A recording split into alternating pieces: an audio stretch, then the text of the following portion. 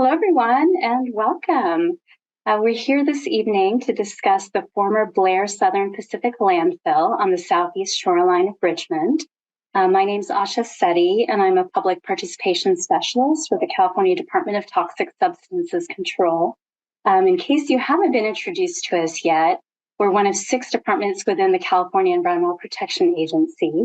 I have a few opening announcements to get us started. And after that, I'll hand it over to Ian Utz, who's the project manager in providing tonight's presentation. Next slide, please. We do have interpretation in Spanish for this meeting and have instructions in Spanish here. But we do ask that everyone takes just a moment to select your language preference so you can hear if there's any comments from the Spanish interpreters. To do this, you'll click on the globe interpretation icon at the bottom of the screen and select your language, whether it's English or Spanish. If you'd like subtitles, click on the CC icon in the toolbar. This meeting is being recorded, and we request that you stay muted during the presentation to avoid background noise. And now I'll go over how to participate in this Zoom meeting. We'll take questions either through the raise hand feature or the Q&A feature in the toolbar. We have chat available just for outgoing messages. And for anyone calling in on the Zoom line, you can raise your hand by dialing *9, and then we'll call on you. And when we call on you, dial *6 to unmute yourself. Next slide, please. And I'll go over the agenda for this meeting. I'll be handing it off to, to Ian Utz, who will provide a presentation that covers the purpose of this meeting, introductions to who's working on this project, the site history, and an update on the current status of the project. After that, we'll open it up for discussion.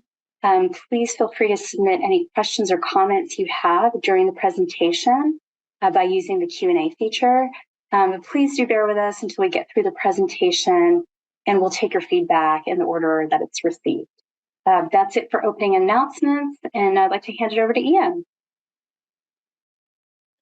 Yeah, before I do that, Marika, do you want to introduce yourself? Sure. I am Marika Hughes. I am with DTSC. I am the Berkeley branch chief for the Site Mitigation and Restoration Program. I'm also the supervisor for this project, and therefore I'm supervising Ian Utz, who is a senior environmental scientist in my branch. Thank you. Thanks, Marika. Okay, so my name is Ian Utz. I'm the project manager with DTSC, and as Asha and Marika have said, a senior environmental scientist. I'm going to be leading this presentation today with help from Asha. So thank you again for joining us. Why are we meeting today?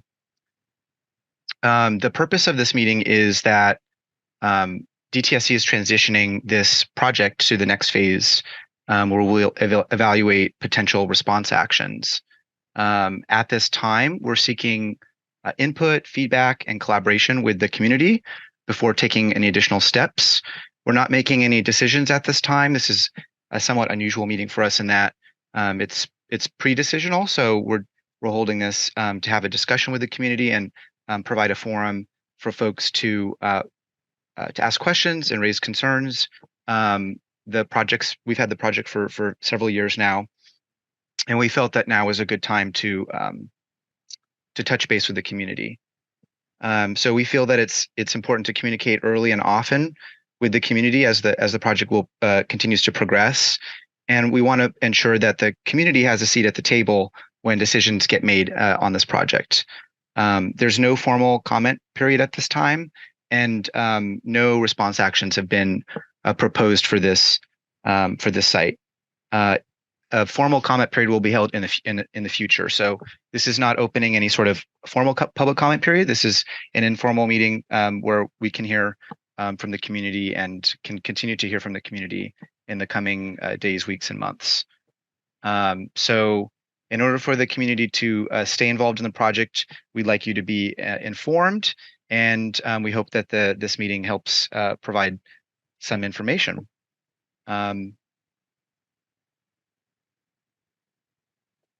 In addition, it's important to point out that state law requires us to communicate with the community throughout the project lifecycle. It requires us to involve the public at key stages of the response action process. I've included here a simplified project lifecycle to illustrate sort of where we're at in the project lifecycle for Blair Landfill. We're transitioning from the end of at the end of the investigation phase for the project into the phase where we start to evaluate options on how to deal with the landfill. So because we're in this transition phase, it's a good time to check in with the community.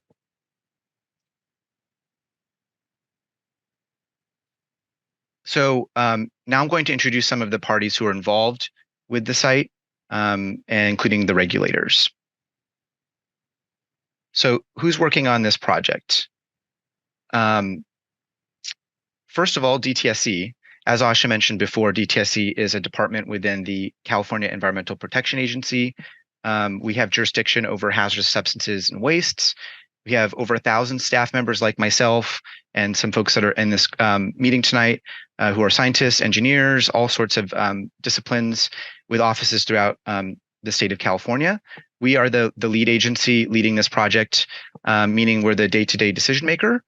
But in addition, we also consult with another state agency, a state department called the California Department of Public Health, CDPH for short, who in this case has jurisdiction over radioactive materials. So we as regulators are here to work on behalf of the public to ensure that the project follows the law and that the public is safe. In addition, there are other parties who are involved in the project. These are some of the primary ones I've listed out here with their logos. There are several property owners and consultants. There are 4 property owners. The property owners are within this site, Stauffer Management, Union Pacific Railroad Company, the City of Richmond, Caltrans, and HRP Campus Bay Property LLC, which is a developer.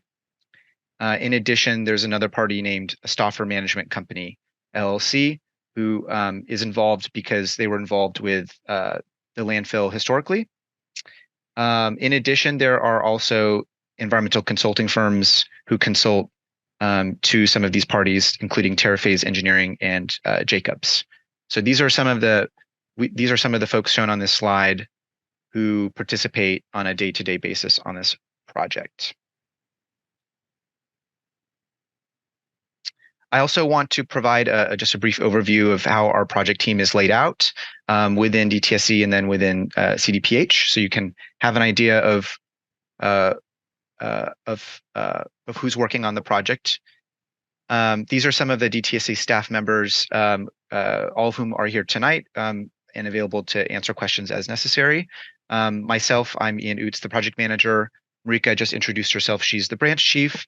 And in addition, we're supported by engineers, geologists, and toxicologists, including Peter Gathungu, Alex Woodward, Vivek Mathrani, and Brian Faulkner. So we are experts who represent different fields of science and engineering. In addition, we have folks working at CDPH, California Department of Public Health, including Brad Loomis and John Fassel, who are here tonight. They are health physicists, which means they're experts on radiation and radiation safety. And then last but certainly not least, we have the Richmond Southeast Shoreline Area Community Advisory Group. Sherry, if you are able, please unmute yourself and go ahead and introduce our wonderful Community Advisory Group, CAG. Thank you, Ian, and thank you to all involved in putting together tonight's meeting. The Richmond Southeast Shoreline Area Community Advisory Group is represented tonight not only by the executive team, but also other members, and I won't include everyone in this list. Eric Bloom is a co-chair. Maggie Lazar is also a chair and hosts our meetings twice a month.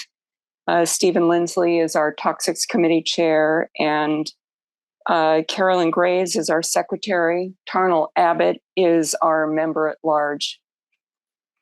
I am the one of two founding members. I'm the living founding member. Ethel Dotson passed away after the California legislature held a hearing about the Zeneca site. We applied to DTSC. Ethel signed the application to form a community advisory group. And DTSC chartered our group, and the city of Richmond mayor at the time insisted that we have a representative from the city of Richmond on the community advisory group. So Ethel and I worked for a couple of months, took applications from more than 100 community members and whittled it down to 27. And we started our first meeting in May of 2005. And we've been meeting monthly ever since, and often 2 to 3 times a month. We drill into the local sites on the southeast shoreline area, and we started with our mission statement, which we spent a lot of time on. And I'd like to read it now and then turn it back to you, Ian.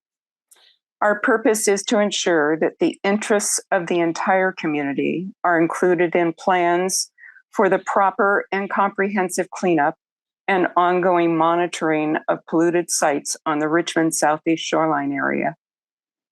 The Community Advisory Group's job is to involve all stakeholders in a public, inclusive process leading to an appropriate cleanup of polluted sites in this area. And our contact is Community Advisory Group Secretary, that's CAG, the CAG Secretary, at rssacag.com. That would be the Richmond Southeast Shoreline Area CAG.com. So we really appreciate all of the involvement of our regulatory agents and including us in the process. It is, yes, it's required to include the public, but it's also very helpful to include us in a participatory process like this one. So thank you very, very much for coming tonight. And a deep appreciation goes to the California Department of Public Health Radiological Health Branch, who has tracked this issue for years now. Thank you. Thanks, Sherry. That was great. It's written on the slide here, but I want to reiterate that the CAG meets on a monthly basis and that DTSC joins those meetings every other month. We also provide written updates to the CAG, which are posted to our website that we'll talk about at the very end of this presentation. It's a really wonderful venue. So for those of you who maybe haven't been involved in our projects before and who would like to join from the community, this is a really great venue, and I definitely encourage you to join the next meetings. So on that note, the term Richmond Southeast Shoreline Area was just used, and I wanted to start showing some visualizations what that means. We just actually made a map, which is shown here, of most of our sites that DTSC manages or has managed in this Richmond Southeast Shoreline Area. And the Blair site, the Blair Southern Pacific Landfill site that we're talking about tonight, is shown here in brown, right at the bottom of South 51st Street, at the Bayview Avenue on and off ramp to Interstate 580. In addition, we have a number of other sites that we're not necessarily talking about tonight, but for context, you may have heard of, and they're shown here, like Marina Bay Project, or as Sherry mentioned, the Zeneca Richmond Ag Products or former Stauffer Chemical site, which I also manage. So I just wanted to contextualize where this site fits in regionally and also in the context of our other cleanup sites for which you might receive mailers every once in a while, which are at various stages in the cleanup, in the various stages of our project life cycle. So now I'd like to move into site history and address these topics. Where is the landfill? the site that we're talking about tonight. What does the landfill look like? Who operated the landfill? And what are the results of our investigations so far?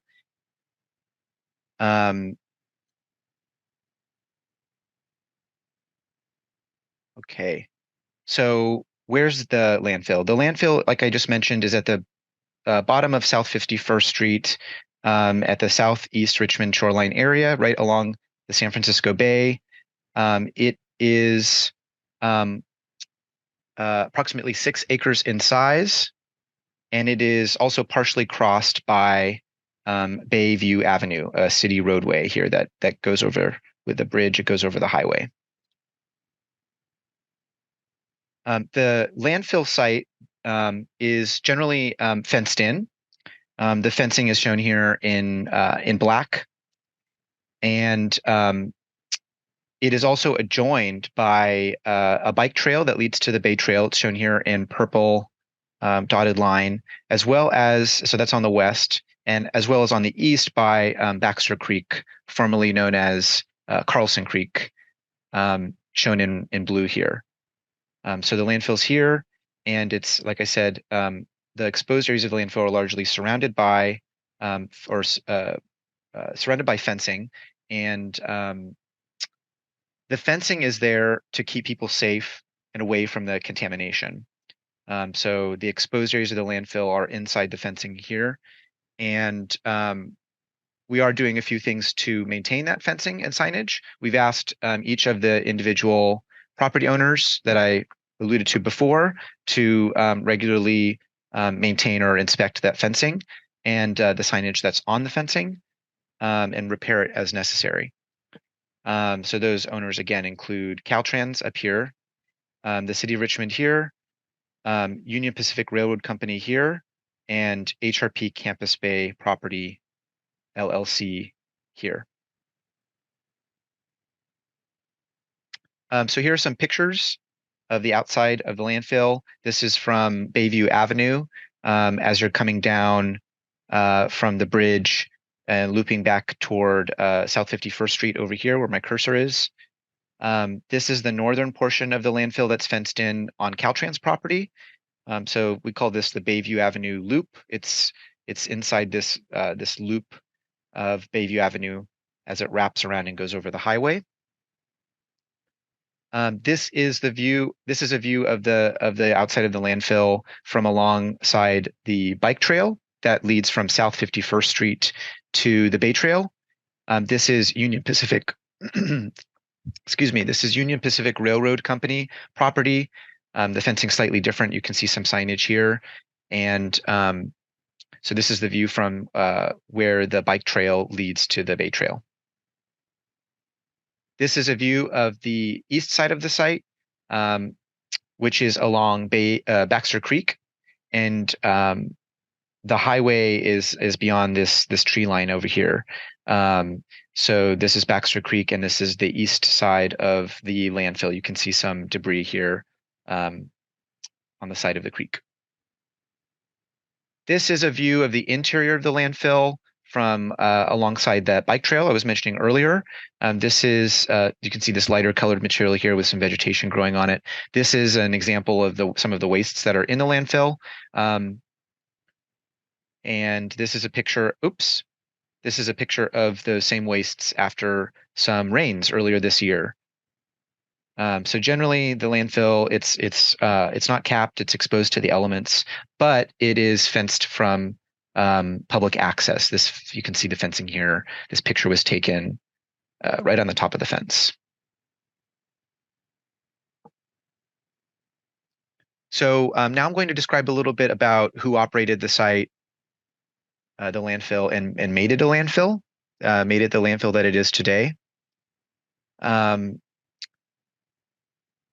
The site was generally undeveloped through the 1940s. And the southern portion of the site was in the San Francisco Bay, so it was in open water. And the northern portion of the site was in basically marshland or wetland at the margins of the bay. And so it was that way through the 1940s and likely into the early 1950s. In the 1950s and through the 1980s, the site was filled in.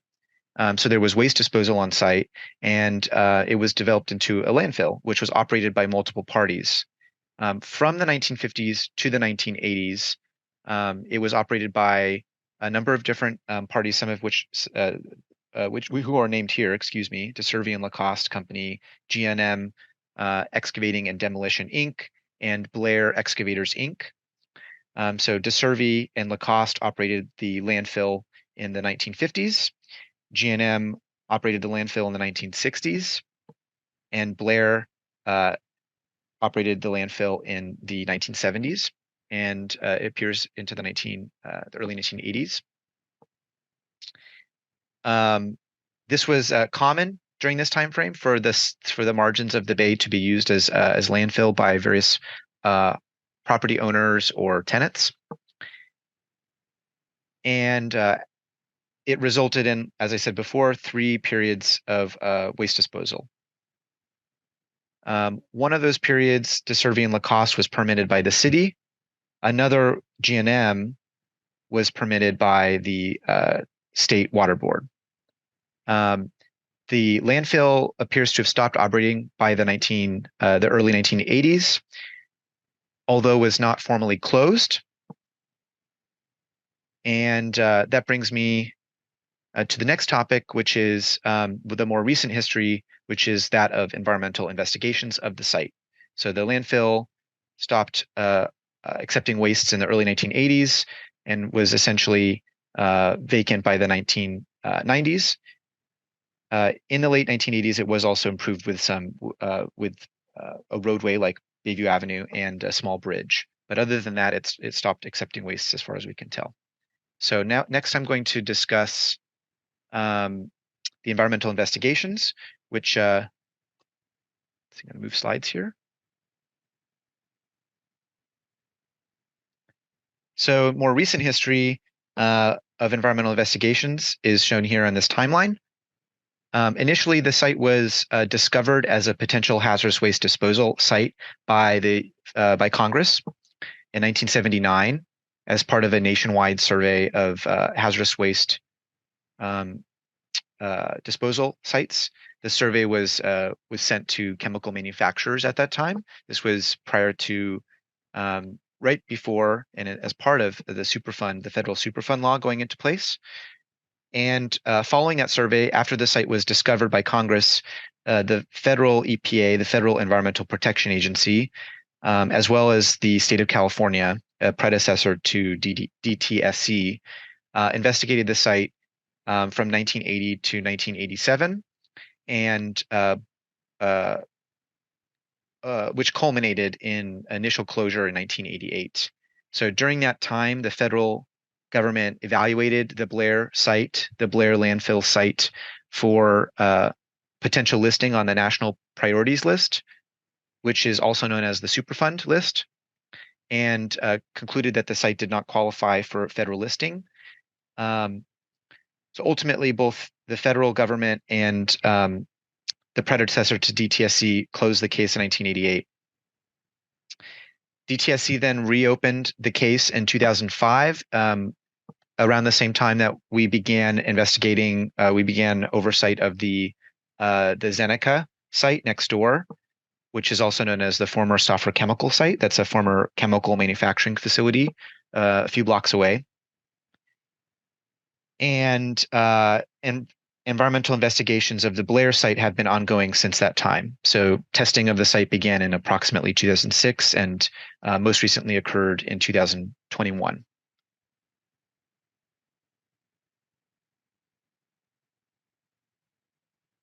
This is a historical photograph of the site taken in 1971 from the east. So it's looking sort of, I guess, west. So this is the Blair landfill site right here. And here are some former, or some of these buildings actually I think are still around, like this one, but these are industrial buildings in the vicinity of the Blair landfill site. This is what is now, this is South 51st Street, and this is what is now it's been converted and moved a bit to what is the bike trail today that leads to the Bay Trail. This picture in 1971 was taken soon after the third period of waste disposal by Blair Excavators, Inc. Throughout the site, you can see mounds of light-colored material that I'm pointing at with my cursor here. We suspect this material may be manufacturing wastes from the nearby Zeneca site, or the former Stauffer chemical site. This waste is called aluminum alum mud, and it was from manufacturing of a product called aluminum sulfate, which is also called alum. It's a type of salt. So we suspect this light-colored waste here are truckloads of alum mud, which is a manufacturing waste for alum. According to the responsible parties at the Zeneca site, the manufacturing process at that site involved treating a type of rock called bauxite, which is a type of rock that's heavy in aluminum, with an acid called sulfuric acid. And the waste from this process was dried and trucked over to the Blair site. So that's what we believe is shown here on this photograph. Blair Landfill was one of several sites that received this type of waste. This site just happens to be the one that's right next door to the Zeneca site. In about 2005, 2006, DTSC began investigating this site based on what we learned at the Zeneca site. At the Zeneca site, there's a separate cleanup that is ongoing to address separate contamination. In addition, in about 2008, so soon after we started overseeing investigation of this Blair site, we learned from Zeneca that this type of waste could have elevated radiation levels based on the manufacturing process and the type of rock that was used. So rocks typically have naturally occurring radioactive elements inside them, which we call radionuclides. And these can be concentrated due to human activity. So the action of taking that rock and soaking it in acid to manufacture aluminum sulfate, alum, that process can concentrate these trace or low-level elements that are in the rock that are naturally radioactive, and can concentrate them to higher concentrations. So that's this picture. You have a number of other great pictures that I'm sure you can see if you join one of the CAG meetings. We like to share these pictures. So before we go any further and we describe a bit more about the investigations that have happened and show a few more maps, I want to address some community concerns that have come up over the years. We understand the community has concerns about this site, and I wanted to mention a few different findings at this time. So first of all, we feel that there are no drinking water health risks for the surrounding community. So I've received some questions from the community about whether tap water in someone's home nearby the site could be affected by the site. We don't believe it would be. One of the reasons is that water at the tap, in your sink, in your home, in this region, or in Richmond, comes from East Bay Mud, East Bay Municipal Utilities District. And that water, it comes from surface water elsewhere. Doesn't come from near the site, the Blair landfill site. And in addition, even groundwater, even if groundwater were used for drinking water, this site is downhill essentially from homes in the area, and is unlikely, even if groundwater is impacted, to impact the groundwater beneath those sites. So although there's still investigations ongoing for groundwater beneath the site and the creek water next to the site, for example, we don't feel there are any drinking water health concerns. So that's number one. Number two is we sometimes hear also about downwind dust concerns, and in this case also downwind radiation concerns. And based on the data that's been collected at the fence line of the site, we don't there are no downwind health risks from dust or from radiation at the site. So that's from fence line, air monitoring, air testing that's happened at the boundary of the site, and the levels from the testing were below regulatory limits. And third, so that's number 2. Third is there are no offsite public radiation hazards in the neighborhood around the site. And that's based on data that's been collected over the last 15, 20 years in the region around the site by various parties with scanning equipment, handheld scanning equipment that people have taken out around the site to take measurements around the site. So the Harborfront Tract, the Zeneca site, the Bay Trail, the bike trail, no offsite public radiation hazards in those areas. So those are the 3 pieces of information I wanted to share at this stage. Now I'd like to talk a little bit more specifically about what investigations have been completed so far. There's been lots of environmental testing of the site and the surrounding area in the last 15, 20 years. This has involved testing soil, sediment, which is the soil down at the creek, soil gas, which is the air between the soil particles, outdoor air, so I mentioned fence line measurements, for example, groundwater, which is the water between the soil particles beneath within the site, pore water, which is the water between the sediment particles at the creek, surface water, which is the creek water down here, and also in some cases tissue for ecological samples collected within the creek. So lots of different testing has happened at the site. Some of the testing is shown here on this map. This map is just shows a portion of the site. You can see this arrow points up there. A little bit more of the site goes off this map. But this map, this particular map is taken from a 2017 report prepared by Union Pacific Railroad Company, who owns this property here. The site boundary is shown in red here, the landfill site boundary, approximately. And the soil testing locations are shown here in all these dots that are within the red areas of the site on land. In addition, there are surface water sampling locations shown, surface water and pore water sampling locations shown along the creek here. So investigations have involved contractors collecting soil samples like soil and sending it to a lab for analysis. That's what's shown on this map. And the lab analysis includes testing for chemicals like metals, volatile organic compounds, also known as VOCs, semi-volatile organic compounds, also known as SVOCs, pesticides,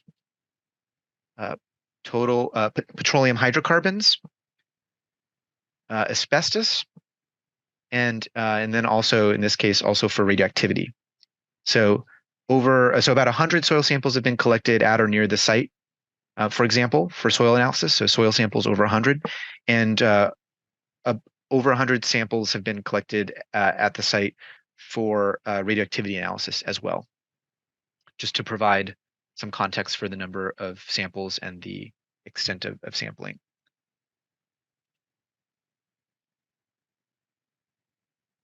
So what have we found in those investigations? And speaking of soil sampling, so well, first of all, the workers taking the samples have identified a number of bulk wastes at the site, things that you would recognize, you would expect to see in any landfill. For example, concrete, wood, glass, brick. I've included here some of the words that were used to describe the wastes. The size of the word represents how often the word was used to describe the wastes by the geologists collecting samples at the site.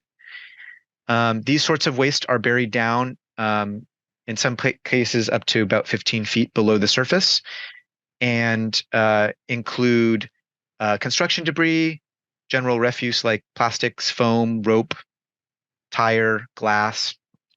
scrap metal, and as I mentioned before, industrial wastes like alum mud, which came from the Zeneca site.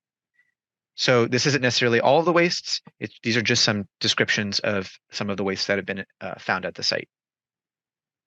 In these wastes, we've also found some of those chemicals I described earlier, like metals and pesticides, and to a lesser extent, volatile organic compounds, VOCs, and semi-volatile organic compounds, SVOCs.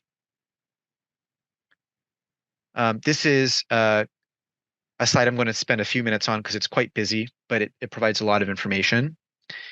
In addition to that chemical analysis that I was mentioning on this slide, this is a map that shows samples that were collected for chemical analysis. There have also been samples collected for radioactivity analysis, and there's also been radioactivity measurements on site in real time.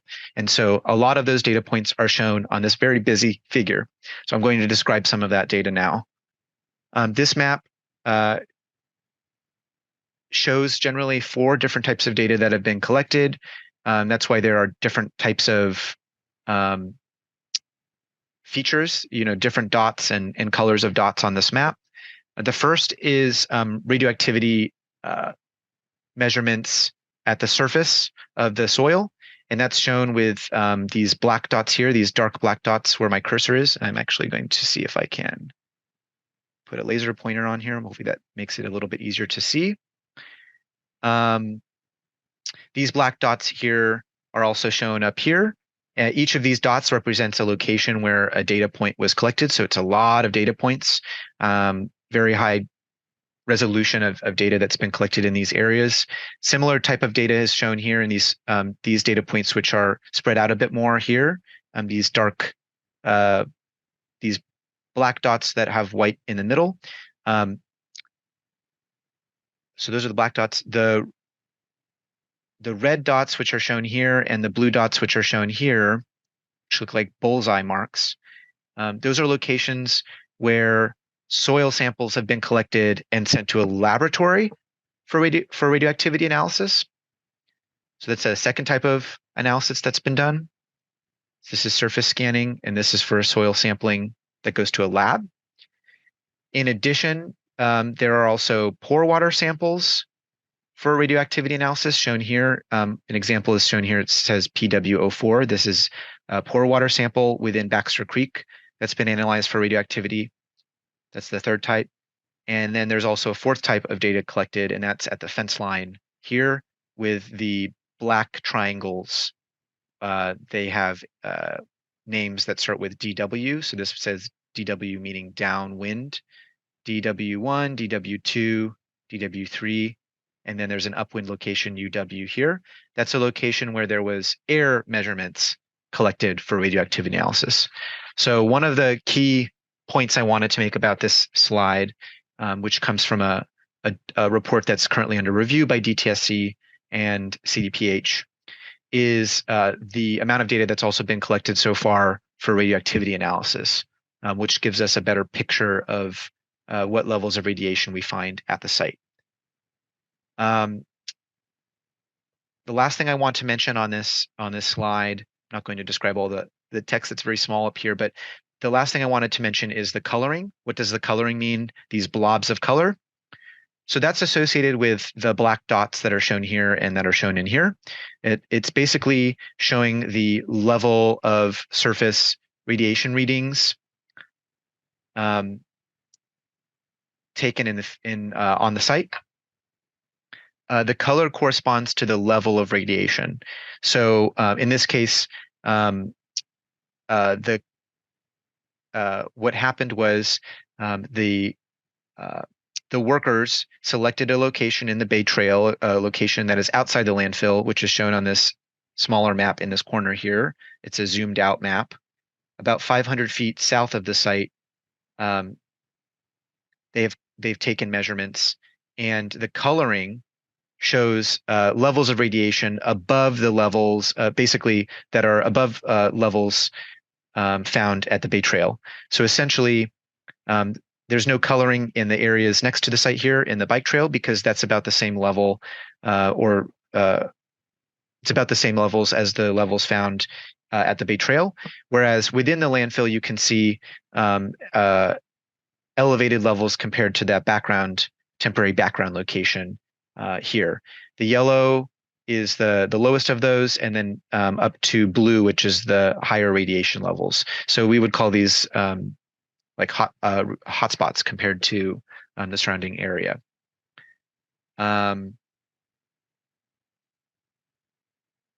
Generally, these areas correspond to places where the geologists who have tested the site feel they've identified alum mud. So that's one of the reasons why we feel that the cause of some of this elevated radiation is the presence of that alum mud waste that came from the next door Zeneca site. Another thing my final point on this is that you can see here that these areas that are elevated are within the extent of fencing that I showed earlier in the presentation. So there's fencing that runs along the side of the site here, the west side of the site, and there's also fencing that runs along this side of the site along Bayview Avenue, city fencing, and then there's also Caltrans fencing that surrounds this area of the site up here. So all of these areas that are shown in yellow, blue, and green, where there's elevated radiation levels, are within the fenced areas of the site.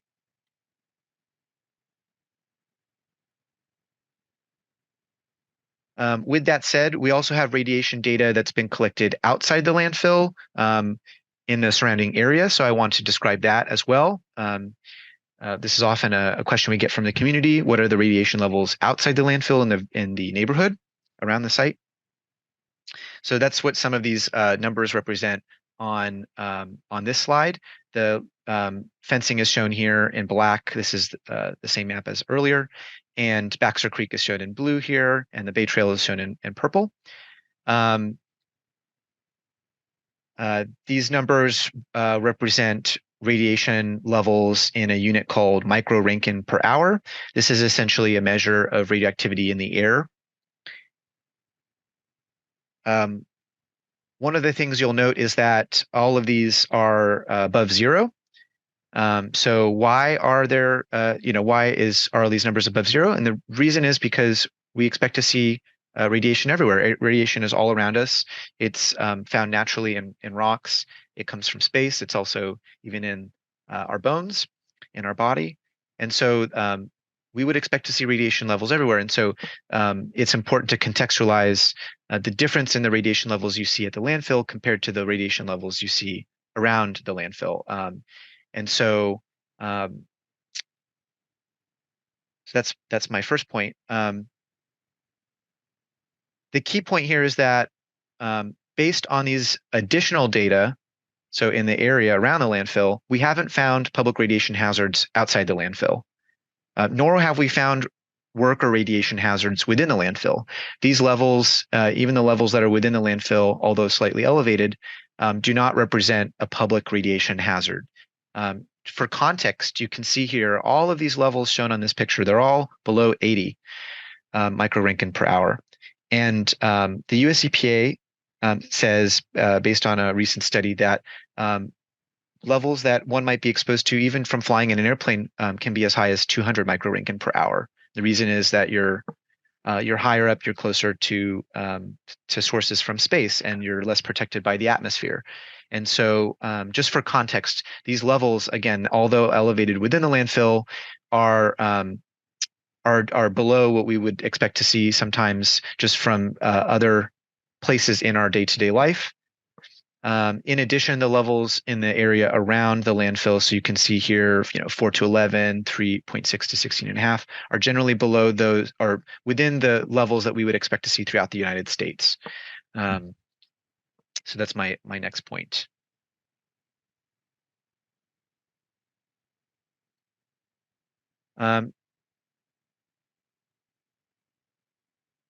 So based on the investigations performed so far, we've identified a number of primary contaminants of concern in the soil that I've listed here. First of all is the aluminum sulfate in the alum mud that I mentioned, that waste that came from the Zeneca site. It is a hazardous substance. It's a type of salt. In addition, the radionuclides, which are the radioactive elements that are found in the alum mud. These include several groups of radionuclides called radionuclide series.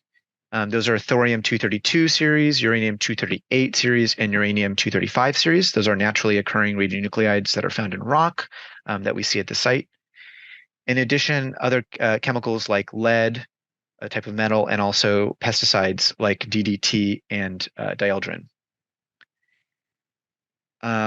Contaminants of concern like this are selected based on their toxicity and how often they're selected, how often they are detected, as well as where they're detected. So there are multiple pieces of information that we take into consideration when selecting contaminants of concern. And it's important to note that because investigations are ongoing, this list may be subject to change in the future. But we've collected a lot of data so far. And this is we're pretty confident in this list. So in addition, my final point here is that some of these have also been detected at low concentrations in groundwater, and the primary concern that we see is in the soil at this time. So more testing will occur, but at this time, these are the contaminants of concern in soil. Now, the final section before we move on to a community discussion is that we're going to switch gears and provide a status update on what work is going on right now and how you and the public might get involved. 2 activities are going on right now in the project. First, a background study, a radionuclide background study, which involves essentially more testing. And I'll describe that more in a second. And second, the other activity is ongoing technical meetings with responsible parties, the owners of the site and those responsible for generating the waste that were disposed at the site, as well as other government agencies. DTSC and CDPH are working with other government agencies to determine what the legal requirements are for dealing with the landfill. In general, we don't believe that fencing is a permanent solution. So these actions will help us transition the site forward to keep moving the project forward. So the first task that I just mentioned is a radionuclide background study. What is that? The goal of this study, this is a type of study where we collect radiation information near the site to compare against the site. So we're trying to answer the question in this study, what levels of radiation are normal for this area? And the reason we have to do that is because I mentioned before, one of the sources of the radioactivity in the landfill comes from a rock. It comes from natural radionuclides that we expect to see throughout the environment. And so because radiation is coming from materials that are also naturally occurring and could be found elsewhere, we need to find a way to distinguish between the levels that we find in the alum mud at the site, the radiation levels we find at the site, and those we would expect to see elsewhere where the alum mud disposal did not occur. So in order to do that, we have to select what's called a reference background site. It's just another location separate from the landfill, similar to the landfill, but separate and clean, and compare that to the landfill.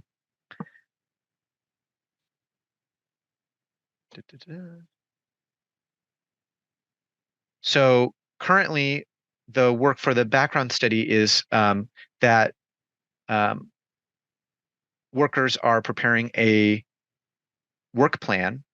It's a type of document which describes how the background study will take place. It's a technical document that describes, for example, where to collect samples, how many samples to collect, how to analyze those samples, and then how to perform statistics on that data and to produce numbers to compare against the site. Currently, the consultants we're working with who work for Stauffer have proposed a portion of Hoffman Marsh shown in green here as the reference background site, which would be compared to the site. And we're evaluating that work plan currently. It's currently, What just happened?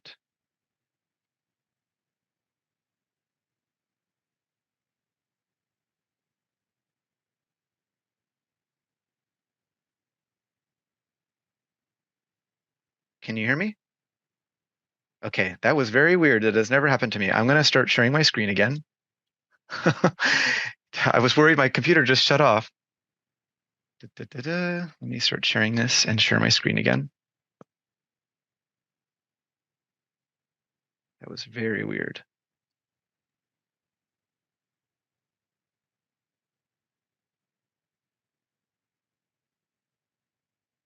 Screen.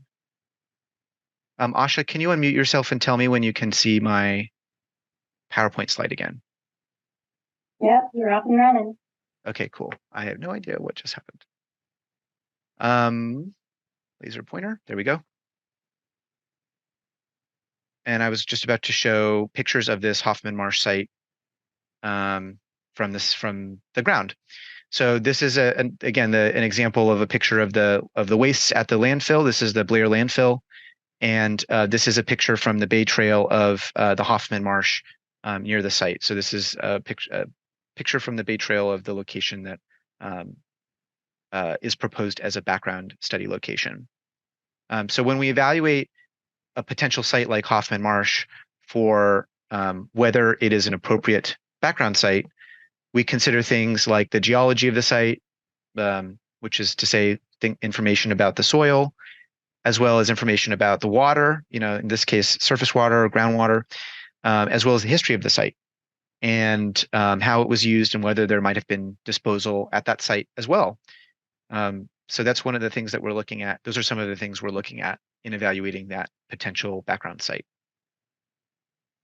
The second activity that I mentioned was ongoing is technical planning meetings. And those technical planning meetings are helping us prepare for a type of study called a remedial investigation feasibility study. That's just a fancy term that means a type of report where we consider and screen and evaluate potential technologies to address the contamination. So this is sort of where we begin to think, what are some ways to address the contamination that we found at the site? It's a complex study. It involves many pieces of information that go into it. Some of them are listed here on this funnel that's being funneled into the study. It includes identifying data gaps. So we have lots of information. They're all that I mentioned earlier, soil sampling data, for example, but there may be missing pieces of information that we need to evaluate what options we have. So those are data gaps, things that we don't know. In addition, there are legal requirements. So there are regulatory limits on radioactivity, for example, or there are laws that prevent certain actions from happening along the bay to protect wildlife or to protect the water of the bay. So we have to find and collect all of those legal requirements. Another thing is we have to actually gather all the potential engineering technologies that could address the contamination.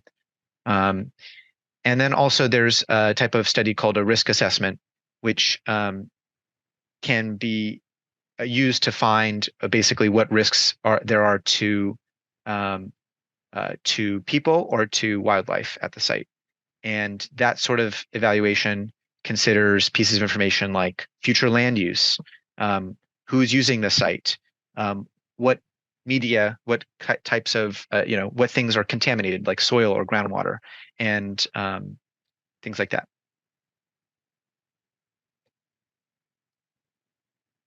I mentioned earlier that when we're putting together this remedial investigation feasibility study, one of the things is we're gathering the legal requirements.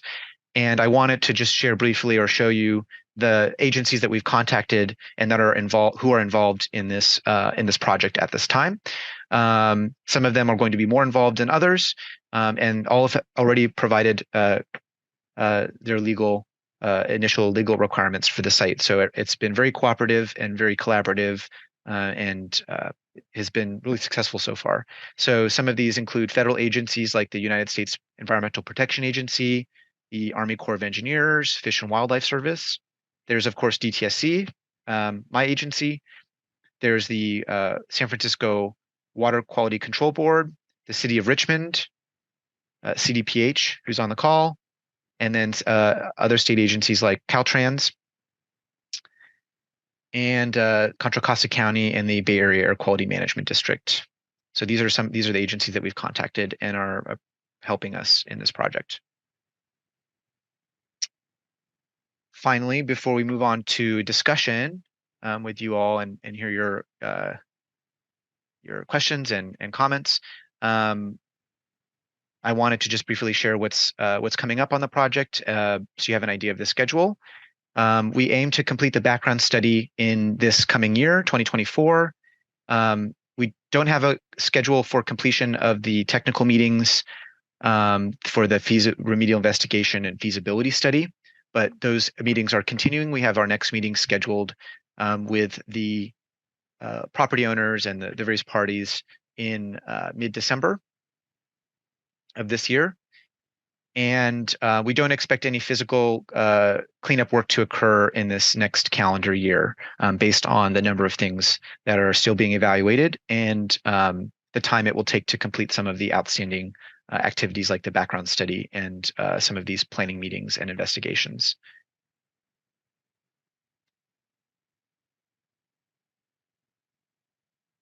Okay, so Asha, do you want to take over? Yeah, I'll take over from here. Yeah, thanks so much for the presentation, Ian. That was quite a bit of information to digest. We do have some questions and comments and raised hands. Could you go over to the next slide, please, Ian? And before we get to that, we also just want to more broadly request your feedback beyond this presentation and beyond this meeting, and create a list of topics to give you an idea of the type of input that we're seeking. Ian put these together as a starting point, so please don't hesitate to get in touch with us, as we really want to collaborate with you all before any decisions are made. And if you want to add anything onto that, Ian, otherwise I'll just jump in here with our Q&A. No, please go ahead. I just want to reiterate, I appreciate everyone's time. I know that was a lot of information.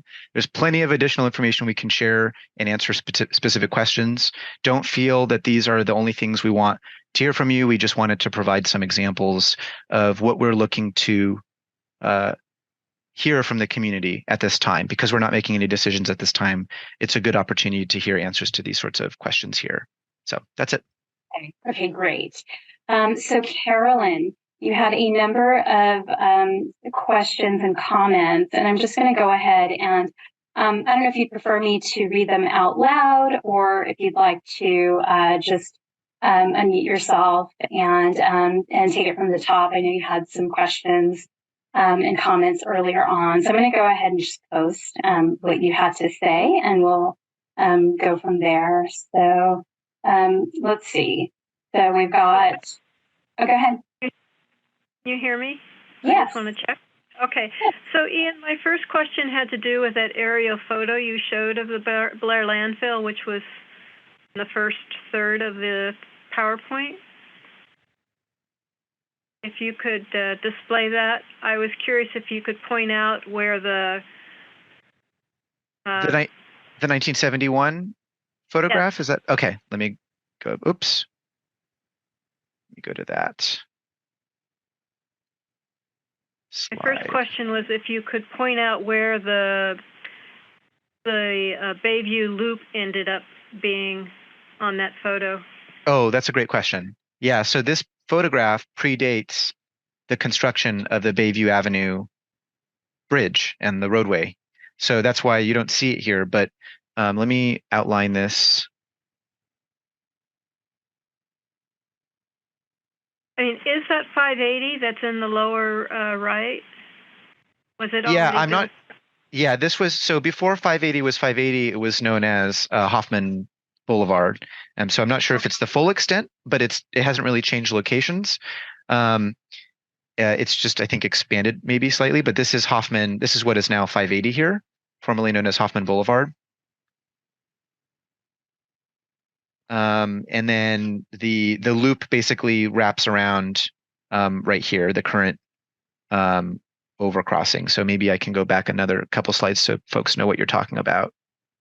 So it's a pretty large area then that's covered by that. By this photograph, you're saying? Or by the loop covers a fairly sizable area of it, though. Yes.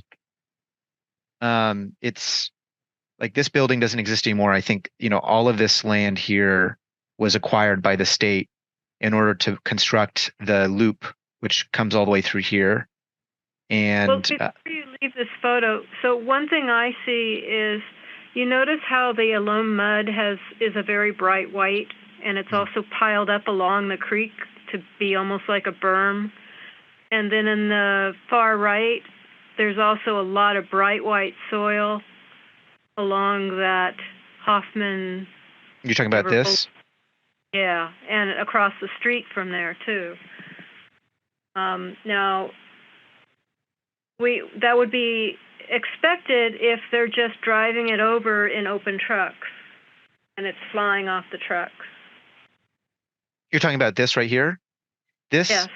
So what's really confusing, it was confusing initially for me when I started investigating the site. But what's confusing by just looking at the photograph, photographs don't, unless they're labeled by someone with text, things only appear in the photograph. So it's, we don't know that this is in fact the same material. You said this berm right here, right? We don't know if this is like construction debris, like concrete, whether it's different from the material that we see here. I just said, we suspect that based on the timing, this is the alum mud disposal, and also based on the testing in these areas. So we have a number of data points in this area that leads us to, suspect that that's what we're seeing here on this photograph. Whereas this area up here, what's confusing is around the time, I think it was in the 1960s, and into maybe the early 1970s, there was a facility up here called King's Topsoil, and these are their buildings here. This was another business that used a lot of this land up here for it's a topsoil facility. So it was a place where people could come and buy soil, right?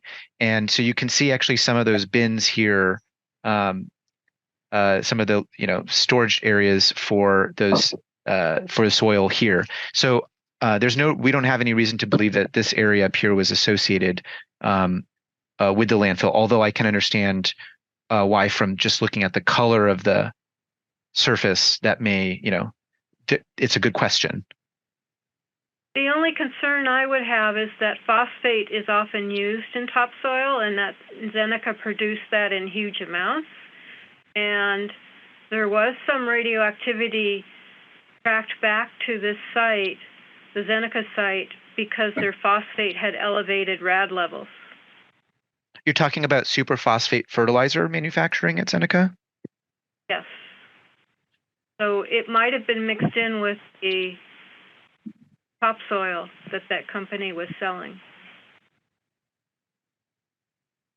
Well, at this time, we don't have any evidence to show that, but I hear your concern. Right. Yeah. And do you have any years of operation for that topsoil business? I don't offhand, but we have some great records that the city provided us a few years ago for the permits associated with that facility. I don't recall offhand, but I can definitely get that to you after the meeting.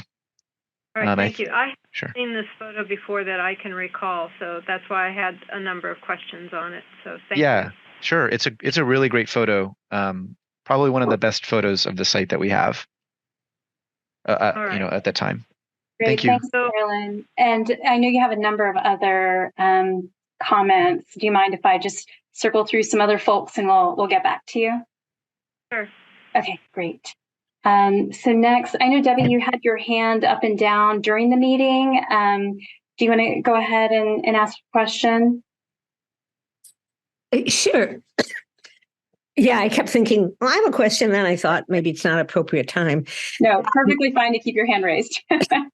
So it's about where you're going to take the comparison.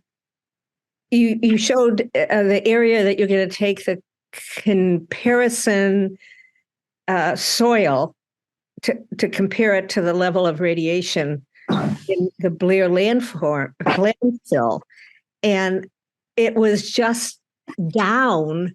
It looks like it's at the Zeneca site or just down from the Zeneca site. So I wondered, I know there was some radioactive stuff found on the Zeneca site. So could that area that you're using as a sample, as a clean sample, is it really clean? Or could it also be contaminated, and then it wouldn't be a good thing to compare with? That's a good question. So that's what I mentioned earlier. So that's a really good question. The Zeneca site is shown over here. You can see my cursor, hopefully. You can see the slide again, right, Debbie? Yes. Okay, cool. This is Deborah Bayer, right? Yes. Okay, cool. Sorry, I can't see on my screen right now, so I'm just recognizing voices. So this is the Zeneca site over here, and the southeast parcel of the Zeneca site is this parcel right here. Most of the cleanup that's going on at Zeneca is occurring over here in these upland areas right now. This is habitat area 2, and this is habitat area 1. For those of you who are familiar with Zeneca, like Debbie is. This area down here is part of Hoffman Marsh. And to answer your question, at this time, we don't have reason to believe that this area is impacted. But it's one of the things that we asked them to consider, the consultants who are evaluating that site, to consider when selecting this site. And so what they're doing is they've compiled a lot of historical information, including actually former sampling data. There's actually already been testing in this area as part of another site called Point Isabel, which is down here, this dog park that everyone's familiar with. So former cleanup site down there, and there were actually samples collected within this green area in the 1990s or late 1980s, early 1990s. And so there's already information that we are looking forward to seeing within that area to show multiple lines of evidence that this site is going to be an appropriate background site for comparison. So there wasn't any radiation when they used it as a site for there hasn't been any radiation testing of the site yet. That's one of the goals of the background study is to collect samples from the site. Okay. It doesn't leave me really satisfied, but thank you. As long as you're keeping that, since you said they took samples when they were cleaning up Point Isabel. Yes. But you don't have access to those samples about whether there was radiation at that time or not? Yeah, sorry, let me clarify. So the samples, and I can't recall offhand all of the the things they analyzed for, but for example, metals, like that was one of the contaminants of concern at the Point Isabel site. Point Isabel site was primarily to clean up metal contamination from, like lead contamination from battery casings that were disposed at Point Isabel, and that cleanup occurred in the 1980s, 1990s. And so in order to define the extent of those impacts at the Point Isabel site, they took samples around that site, including this green area, to figure out if the green area should be considered within that cleanup site. And my understanding was that there was no cleanup, there was no need to clean up the green area here. It wasn't considered part of the cleanup site for Point Isabel. So that's the data that I was referring to, the sampling data that's already occurred. And it provides one piece of information to show us that it's a adequate background site, to answer your question. It's one piece of information. It's not the radiation information you're asking about, but if you're asking whether it could itself be contaminated, it's still helpful to know the results of those other studies. Other pieces of information that are not necessarily testing information include aerial photographs, a review of environmental databases, review of reports for this Point Isabel site, as well as for this former liquid gold cleanup site over here. And so there's a lot of information that's being considered when evaluating this green area here. Does that answer your question? Yeah, thank you. Sure. Thanks, Debbie. Thanks, Debbie. I'm going to go back to Carolyn again, only because her question came in earlier on in the presentation, or it was a comment. Carolyn, again, do you want to just go ahead and unmute yourself? Yeah, just to confirm, you can hear me? Yeah, and it was the comment about the exposure in the site to those without permission. Yes, so I have the question and answer open, and it shows me what I asked. So, Ian, you had mentioned concerns the community had raised about Blair Landfill and the possible exposures. And one I didn't see there was that the CAG raised a number of times the fact that homeless people have been living in that area, maybe not directly on Blair Landfill, but traveling through it, possibly sleeping on it occasionally. There's also the risk of, particularly if the Zeneca site gets developed before that Blair Landfill is cleaned up, whether unsupervised children or youth could end up climbing those fences in that area, particularly since a number of times the fences have been broken or even just left unlocked. So that was an exposure risk which I didn't see raised here on the slide. Ian, you're muted. I am. Thank you. I was just about to unmute myself. I do often talk to myself. So Vivek and or Brad, can either of you maybe speak to that question? I'm happy to answer it, but I figure you might want to speak to that question a little bit. I'll take a crack at it. It's Vivek Mathrani, senior toxicologist with the Department of Toxic Substances Control. Vivek, I can't see you. I don't know. Oh, I'm sorry. I should have turned my video on. All right, thanks. This is what I look like.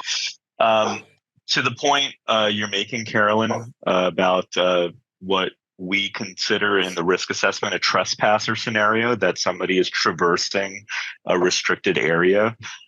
That's the whole purpose of the fence. The fence is to indicate that there is an area where DTSC cannot make a warranty of safety, for particular exposure patterns, whether it's somebody living there, whether it's somebody traversing it, intermittently. I take your point, and it's good feedback for DTSC to hear that people nonetheless are or may be traversing the fence. And I think, if anything, it may inform that additional enforcement might be needed until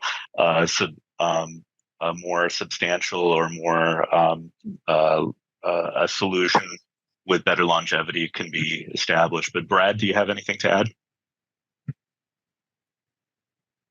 Not much more additional to that, other than we evaluate in the same kind of way, and based on the hazard, the fencing that is there is great. If we find that this is an issue, it's great to bring up to Ian, that it can be reported back to us. And like Vivek said, if additional enforcement is needed until some kind of further action is taken, I don't know that anyone's out there to see this happening. So if you're seeing this happening, certainly bring it up so we can possibly take some action if necessary. Thank you. Thank you. Okay, our next hand raised is Eric.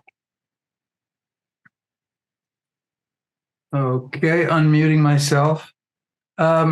Just to piggyback for a second on the discussion that you just had, on my way out to the Bay Trail day before yesterday, I heard from the Blair landfill several people living just over the little hill, just on the other side of the fence. There's a little raised area, and I heard some people having a fight out there, actually, who live out there and fighting about their campsites and screaming at each other. So I can verify that there are people living out there now. So now moving on. Eric, before you move on, what can you actually describe a bit more where you're talking about? I want to make sure I understand. Sure. You can see my cursor, right? Walking down, the pathway on the way to the bike trail, right? There's a bike trail that goes out to out to there. So when you're on South 50th Street, and then you go past some pylons and you get onto the bike path, and I was maybe 50 feet up the bike path. So on my left side is the fence to Blair landfill. And then just out of sight, just beyond my vision, over the little hill there, looking through the fence, there was screaming and fighting about their tents and people living out there. You're saying within the bottom of this red area. Well, let's see where, yeah. Yes, right where you are in there, someplace in there. Okay, thanks. But very close to the Bay Trail because I could hear every word, or very close to the bike path. Just out of sight. So I can just verify that there are people out there and regularly out there. They cut, the overpass, the Bayview overpass. They cut that fence every time you patch it. The city is aware of that. It's a constant, and there's always people in there. I can just verify it. It's not a maybe. It is. Okay. Now can I move on? And before we switch topics, is that something that you would like? Do we want any of the neighbors who hear and see things like that? Do they contact us, CDPH, all the above? I used to email Ian about it all the time, and I'm sure he's tired of hearing from me. I'm not tired of hearing from you.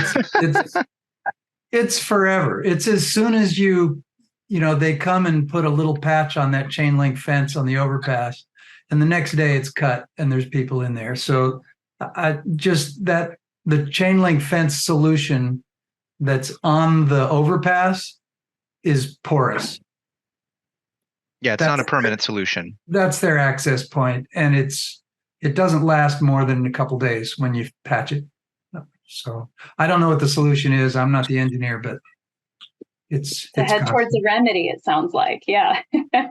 So, yeah. All right. Thank you. So carry on with your original question or comment, Eric. Okay. So for Ian,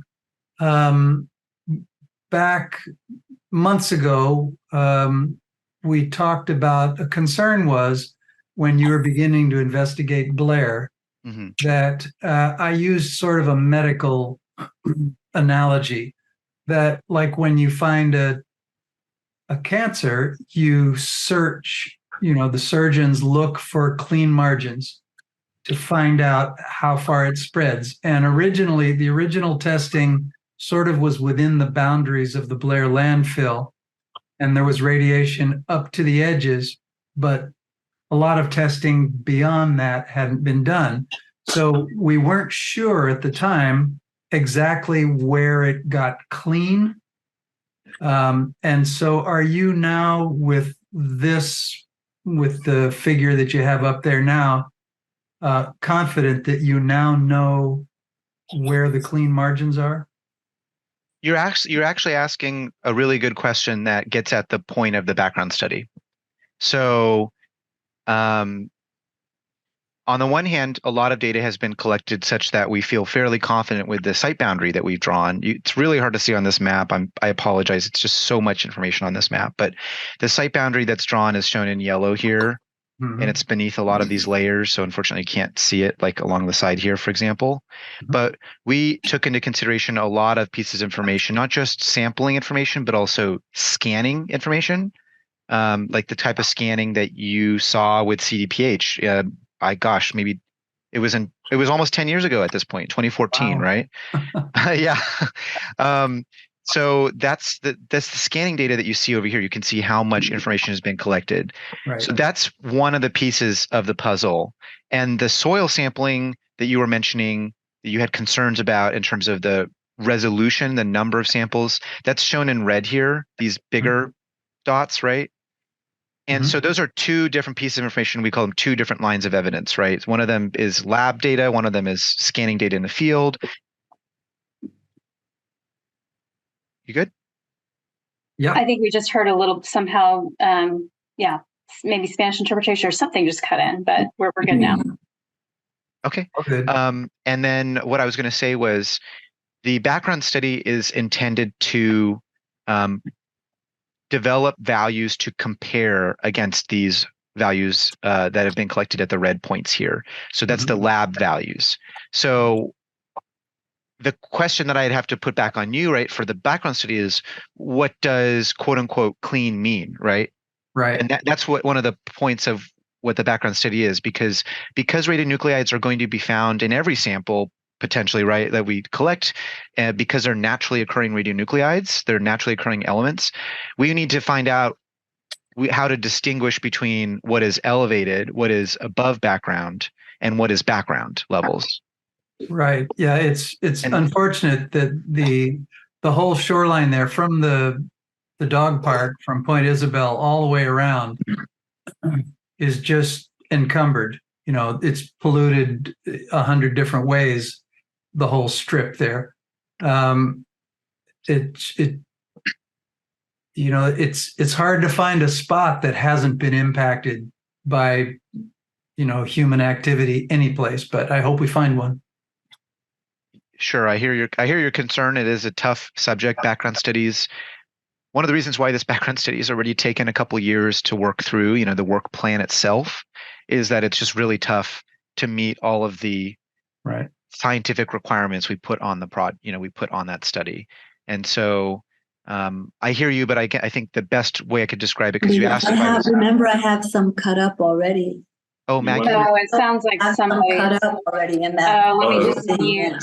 Let me find out whose mic is open there. Maggie. Okay. Not trying to call her out or anything. No. Sorry. We love Maggie. Sorry. Okay. Well, those were my only questions. Yeah. No, those are good questions. And what I was trying to say was, you asked about the confidence level, right? And I think on the one hand, we have great pieces of information right now. But then there's additional information that we're still collecting, and that's what the background study is for. So it's a good question. That's really one of the things that we're trying to answer with the background study. Ian, can I just add a comment? Yes, please. So when we go looking for a background sample population, background soil samples, right, we go to an area that is presumed to be unimpacted, right, and emphasis on presumed, right? Yet it needs to be representative of the site area or the region that we're trying to assess. So we wouldn't go to a pristine granite outcrop in the Sierra foothills and apply that to this area over here, because it's not representative. Even when we do soil sampling in a presumed background area, when we get the data back from the laboratory and visualize those data, oftentimes we can see if there is evidence of contamination in that background sample set, and we can censor data over there. So we tend to oftentimes see data cluster into what would be a lower background population. And you might have a few data outliers here and there that if there's a clean break in the data sets, we can run on the assumption that those are potentially impacted, and we could censor those data out. But a lot of it, so I just want to make clear that we don't take all the data from a presumed background area and apply it and automatically assume that it's representative of background. Okay, thank you. And maybe to translate that a little bit more, or to simplify it a little bit more, when you say censor or removing outliers, you're saying taking out some of the data points that have been collected at the background site. Yeah, some of the data points that are higher that could otherwise inflate the background value. Copy. Thank you. Good questions, Eric. Thank you. Yeah, thank you. Okay. I'd like to get back to the Q&A just because those comments have been sitting for a little while. So, Caroline, I think this is your last question about the elevated surface readings east of Highway 580. Correct, and that was part of the Caltrans study, Ian. So you don't have any info in here, but they did surface scans on both sides of the freeway, and they found elevated samples on the east side. So at least that was my interpretation of the coloring that they used. I just want to call that out.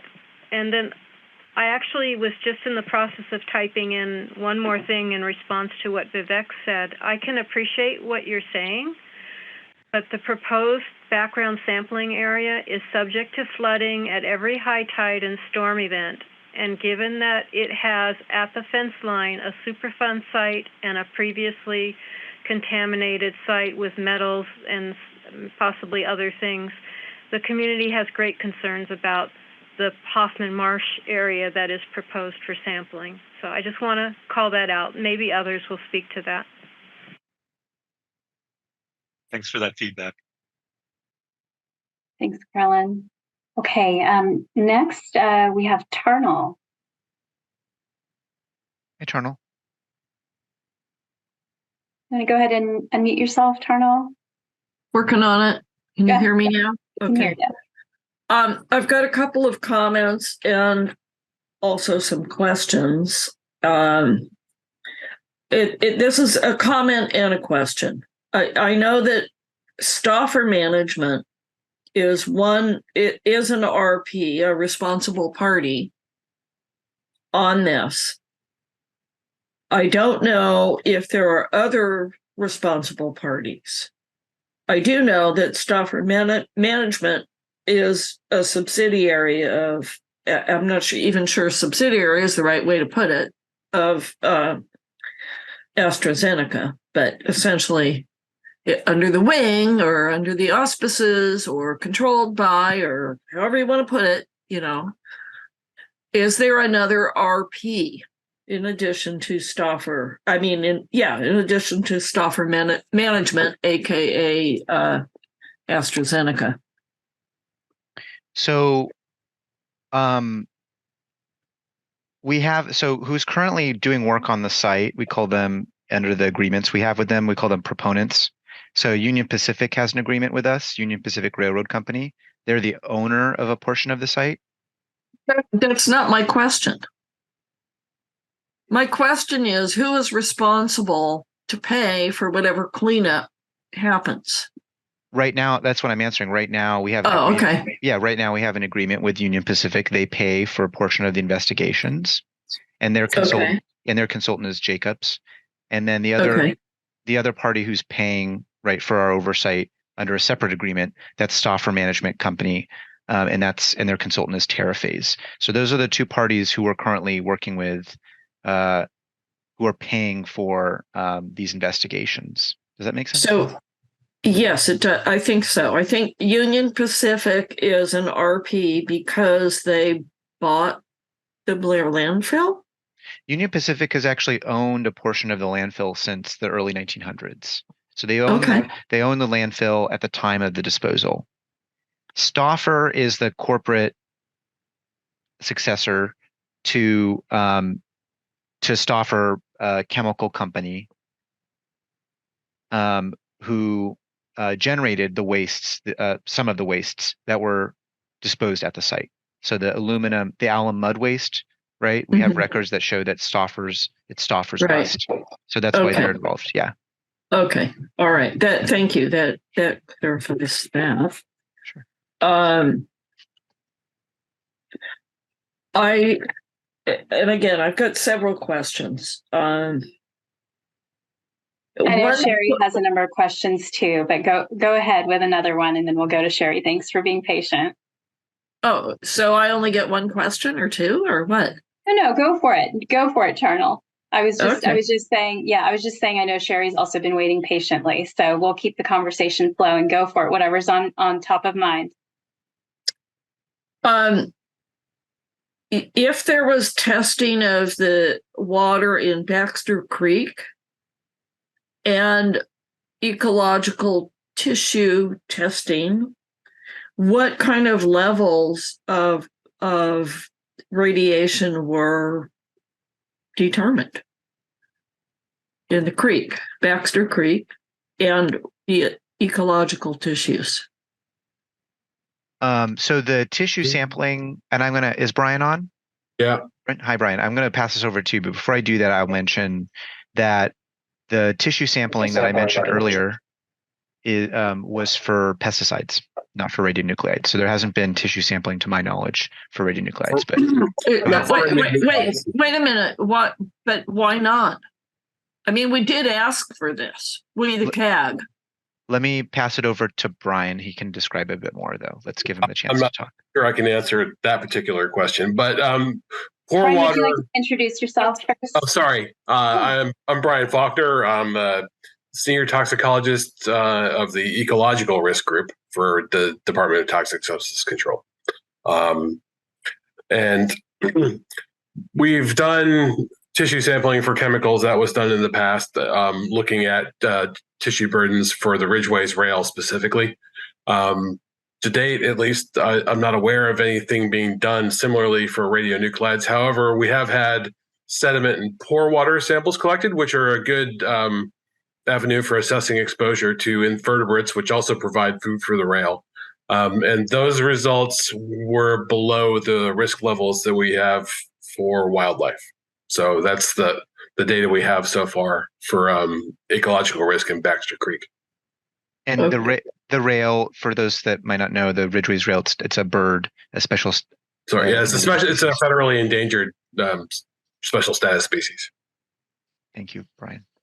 Thank you. I've got, I guess the other, and what about the water, the creek water? Was there ever a determination of contamination level in the creek for radionuclides or not? Why is it, what's the word? Not endangered waterway, impaired water. What makes it impaired, and has it ever been tested for radionuclides or radioactive material? I can't recall offhand why Baxter Creek is listed as an impaired waterway under the Clean Water Act. It's not for radionuclides; it's for other contaminants that are upstream. But the answer, I think what you're thinking of is the pore water analysis for radionuclides, which did happen. And I think there were 4 locations. I guess they're not shown. Let's see if I can go back to that slide. Here's the slide where the pore water locations. I mentioned there were multiple types of data on this slide. And you can see PW here, right, Tarnal? PW4. And then it's really hard to see, but there's PW3 here, and there's PW2 here, and there's PW1 here. These are pore water sampling locations. And that's the water in the sediment in the creek. So it's not the water above the sediment in the creek. It's the water that's in the sediment below the creek. So it is used for ecological risk assessment. And I believe, if I recall correctly, 3 of the locations didn't even have levels of radiation that were detectable in the lab. And one of them, I think it was like the one location where it was detected, it was below the ecological screening criteria. So there has been some radionuclide data collected in the creek for ecological receptors, but you were asking specifically, and we're thinking, sorry, a bit more technical. When you say surface water or the creek, it's just slightly different, but it's that pore water is discharging, to the bay. To the creek, which leads to the bay. All right. So there is some contamination. It travels through water. Right?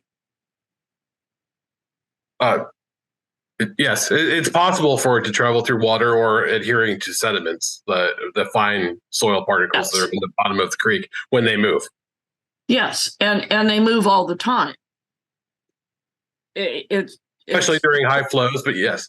Yeah. Well, it's completely observable with every high tide.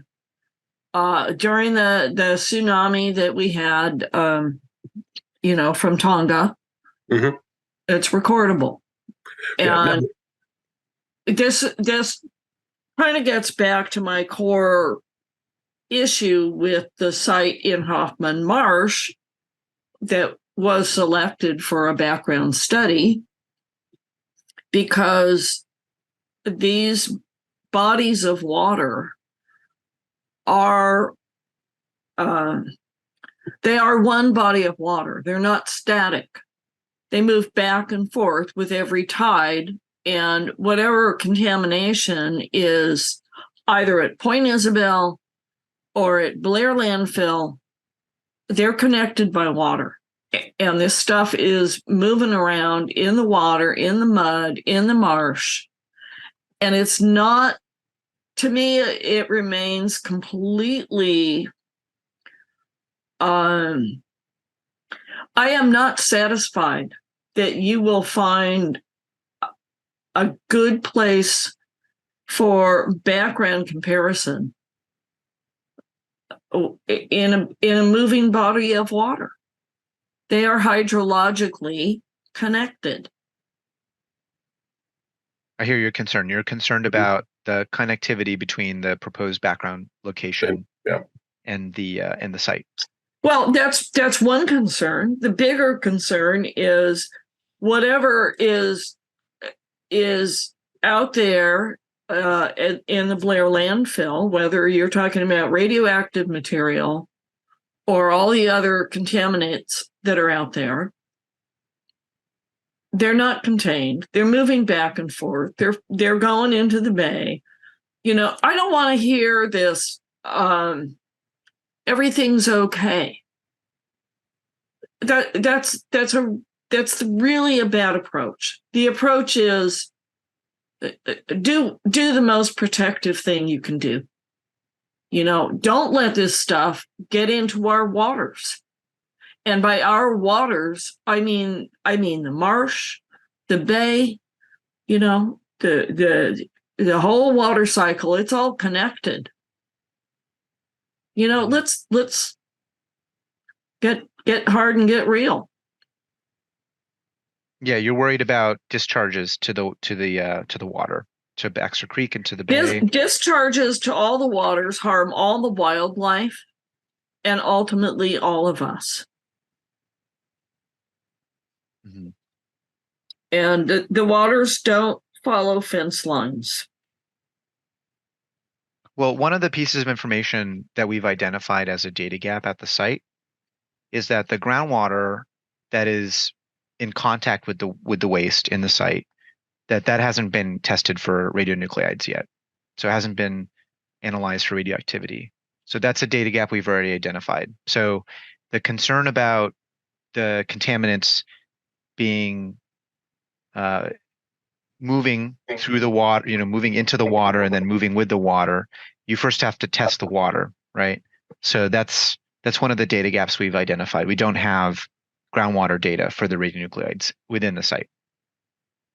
So I hear your concern. It's one of the things that we're trying to address in forming a conceptual site model. But it's one of those data gaps, you know, going back to remedial investigation feasibility study, that one of the things we're scoping right now, one of those things that went into the funnel was data gaps, and that's one of the data gaps we've identified. So I hear your concern, and we share your concern about you know, water quality and discharges you know, to the bay. Well, thank you. I've got two more little points I want to make.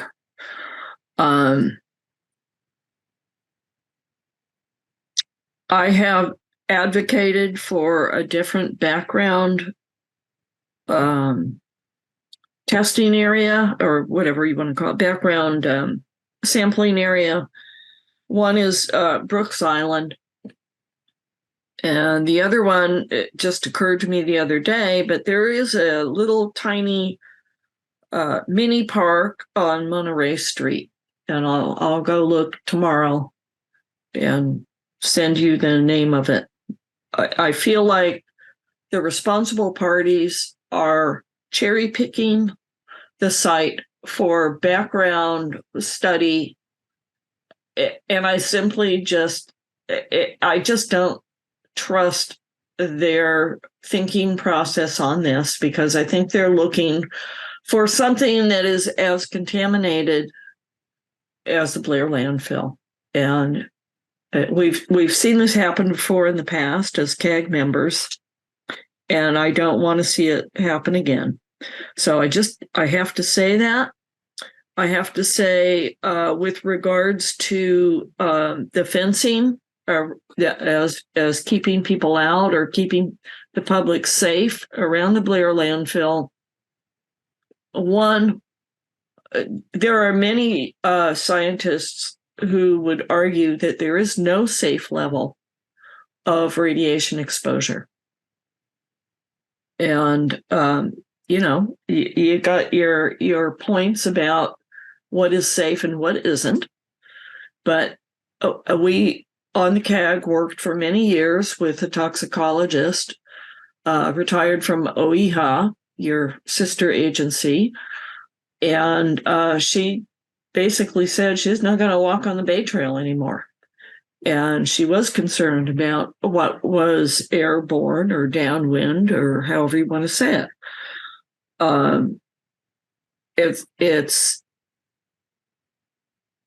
It's not a joke for those of us who live nearby, who walk on the trail, or for the little tiny organisms that live there. And I think we deserve the respect that comes from the precautionary principle. And I think you know what that means. In terms of exposure events, I sent you photographs of, and I pleaded with the guys who were there on the fence line. They were repairing the fence on the inside of the fence. They drove their truck up, essentially disturbing the soil and exposing themselves, and I suppose me too, while they were repairing. And they were not suited up in any protective gear whatsoever. And we do know that, there's some radioactive material really deep down, but we also know there's some at surface. So I do think that the lack of concern, protection for the public has not really been addressed. And there's always homeless people out there, and they're the throwaway people because our society doesn't protect them. We don't value them. But let's think about our future generations and what happens with groundwater intrusion and driven by sea level rise. What happens there? Where are the clean margins? They're digging up the other side of the Bayview overpass right now. Anybody testing over there? I know I'm a little bit abrasive, but if I don't ask these questions, I don't know who will.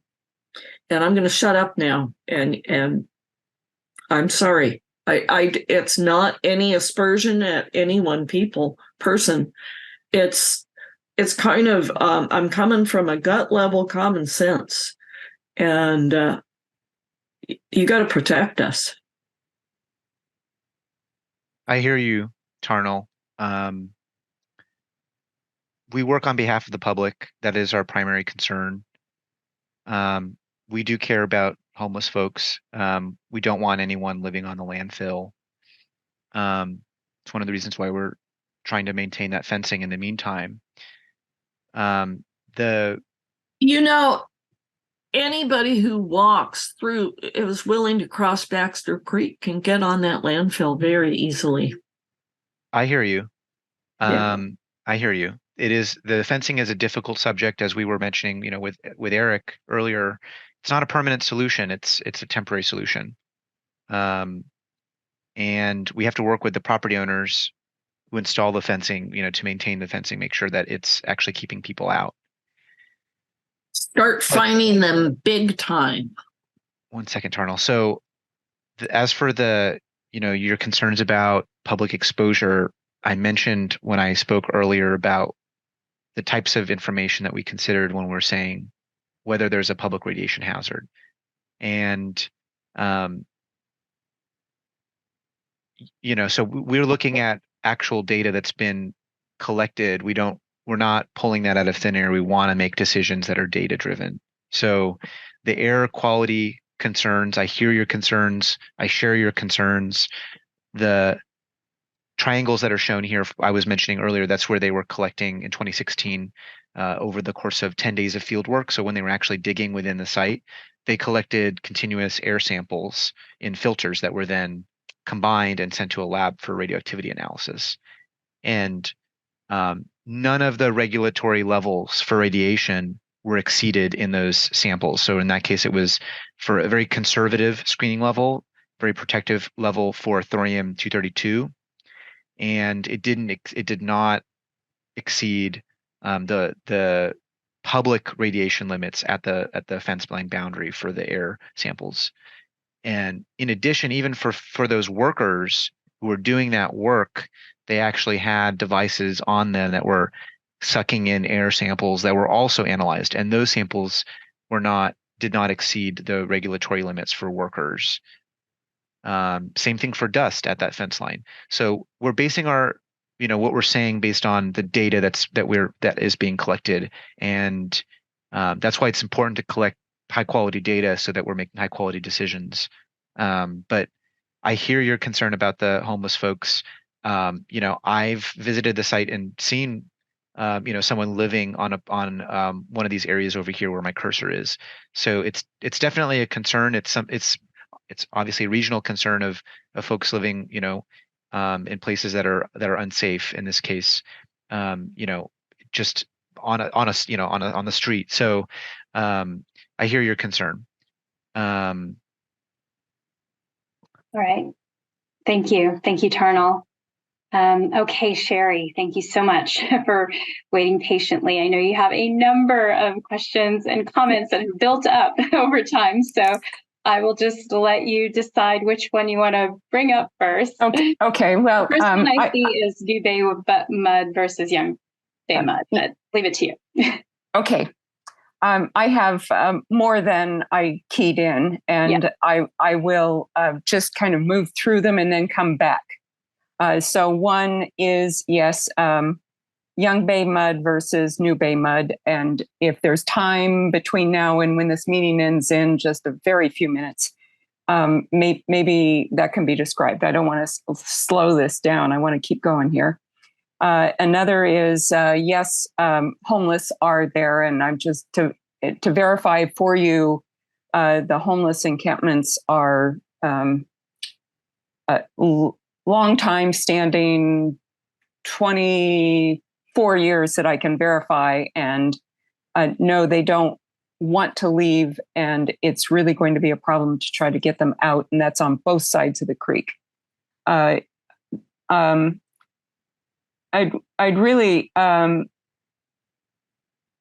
if there's time also remaining, a little description of the restrictions that are put on sampling as well as future cleanup as it relates to the Ridgeway rail and any other restrictions on timing. And then a description of the sampling methods, either drilling or hand auger, and why the difference would be applicable if it was right on the shore.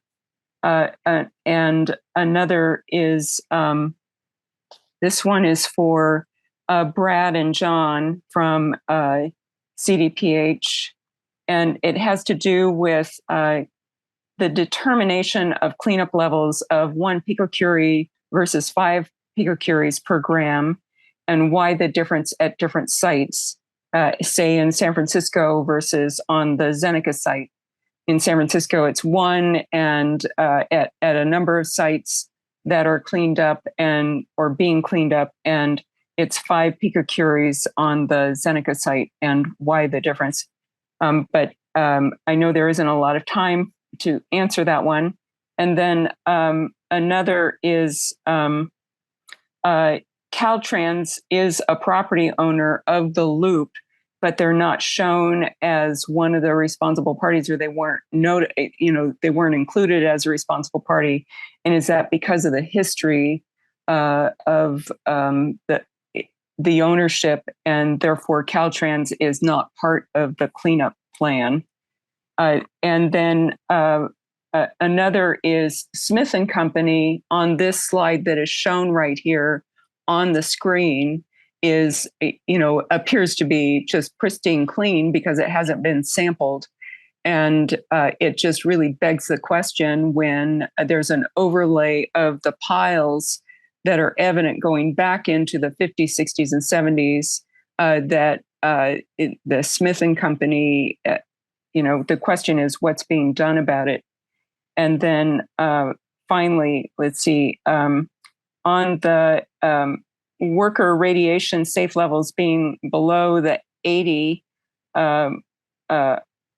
micro Rs, the question I would ask there is that average for the site, or is there an analysis that includes the calculation right in the purple areas that are on this site for worker safety. So the thing that I would like to hear about are the margins on Smith and Company. How do we detect whether we've got clean margins on that big triangle that's evident right here on this site map? And I'd really like to hear from Brad and John about cleanup levels. And we're probably out of time by then. Yeah, so let's see. How do we want to strategize? It's just those two. I think I just raised two. Oh, those. So just the two you want to. Well, I'd really like them all, but I'd really the margins, like those yeah, two. Okay. The margins and then the CDPH questions. Yes. Brad, right. Yes. Yes. So I would be inclined to, since we have CDPH here, I would be inclined to look to Brad and John to speak on that.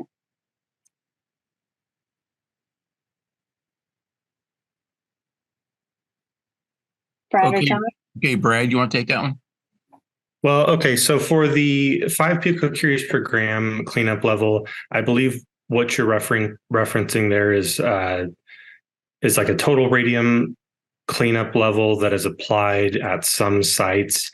I'm not aware of it at Zeneca, but I will say that typically we don't use those kind of standardized cleanup levels. There are these cleanup levels out there that are sometimes applied, and it's just here's a number, let's go with this. Our preference is to do this reference background. And the reason for that is you get a more accurate representation of what a clean version of the site should look like. And really that would be the goal, is to set a cleanup level so that you get to that, exactly that, a clean version of what this site would look like. So that's the point of the reference background. The 1 picocurie per gram that you mentioned, that is a typical number that's used as a sort of a nationwide radium-226 background level. We're not applying that here. We're going to wait for this reference background area study to be completed, take a look at those numbers. They could be higher, they could be lower. And that's just a better way to do that, so that we're not just using this 5 picocuries per gram or something that is less protective than comparing to a clean background. Okay. Thank you for that answer, Brad. It's very helpful. We wondered about it at the time when the Zeneca site was characterized, and 3.7 picocuries per gram of radioactive uranium and thorium were left in the site at the drain location from the beryllium building down at about 13 feet below ground surface, which would be about even with the original ground surface, because they covered it all up with the diluted fill. And, the reason it was left on site, at the time was the note in the feasibility study and remedial action plan is that the cleanup level was deemed at 5 picocuries per gram. So, and the background study was performed over at the Blair Landfill, not the Blair Landfill, at the Booker T. Anderson Park. And I think that CDPH had a hand in that at the time. So thank you for that answer. We look forward to the background and characterizing it by site rather than, site specific, rather than some measure that was not necessarily related. And so will you have a hand in that? Will you determine the cleanup levels? We'll be participating in reviewing the reference background results. Yes. Great. Okay. Then I guess we can move on to the other question, which was Smith and Company. And maybe that is Ian. I'm sorry, I didn't also mention that I'm looking down like this. I don't know what I look like on screen, but I'm writing notes when I'm doing that. Okay. So you asked, I think, and please correct me if I'm wrong, whether there had been testing or whether there will be testing of the Smith and Company property? Yes, it is. As you look at this picture right here, there is a triangle that goes all the way up to Seaport Avenue, all the way up, right there, and all the way around, and it has not been sampled. And we know that right across the street at the Allied Propane in a deep water well, they found radioactive material that was not resampled when it came back at high levels, and it was uranium. And the DTSC shut down, resampling that at the time, and they said nothing good could come of it. It just looks to, if you did an overlay of the prior landfills, it would seem that area needs to be sampled too, so that we aren't just characterizing around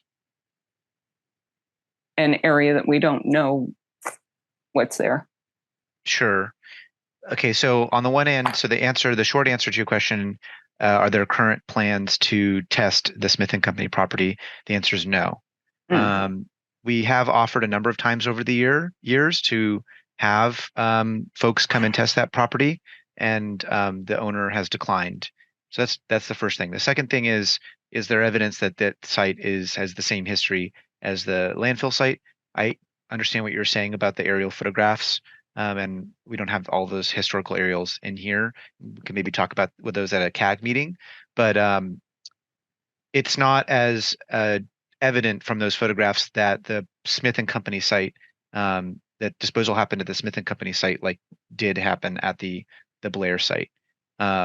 So I think what I need to do is talk to Alex and our geologist to understand a bit more about what the data looks like at the actual boundary of the fence line, right? And to see, does it look like any of the points here where there's, like, you can see the yellow areas here, whether those are truly alum mud, and whether any alum mud that's along the fence line, whether that there's evidence of it continuing onto that site.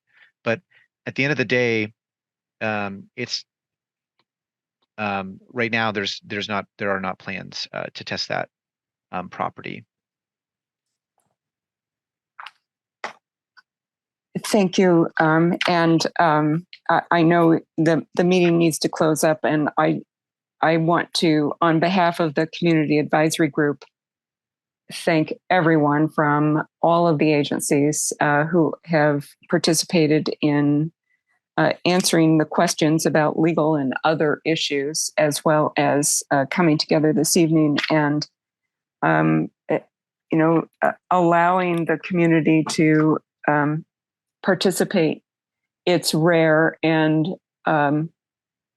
just deeply appreciated. It's good for public relations, and it's good to clear the air on mysteries, even though we may not agree on a direction or the outcome. In the end, it feels like sunshine. Thank you, Sherry. So we do need to begin wrapping up, but I do see that, let's see, we could go for a few more minutes. I see that Carolyn Internal have their hands up if you have something quick for us, and then we do want to bring, we've got our slide deck back up too. So, Carolyn, go ahead. Yeah, mine is quick. If Ian, you could go back to that slide we were just on with the aerial or the map showing the surface scanning and the other samples. I just wondered if it might be helpful I don't think the BE building is visible on this, but I think it's in the upper left-hand corner somewhere. Is that correct, Sherry? I'm not sure how far over. No, it's up about where it says recording, or a little bit further. You see, I don't know if you see that on your screen. It's in the upper left corner of this rectangle, not on the map. Yeah, it's out of Right, view. it's not even covered by the notes box. It's further. Yes, it's even further than that. It's another Okay. block at least. Okay, thank you. That's it. Great, thank you. And Tarnal?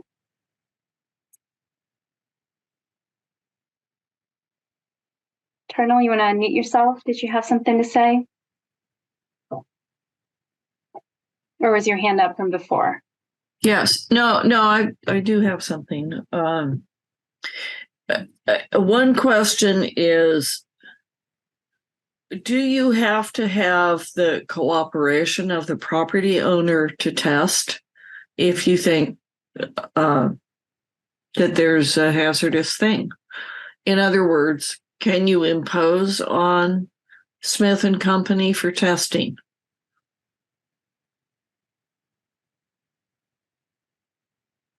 It's about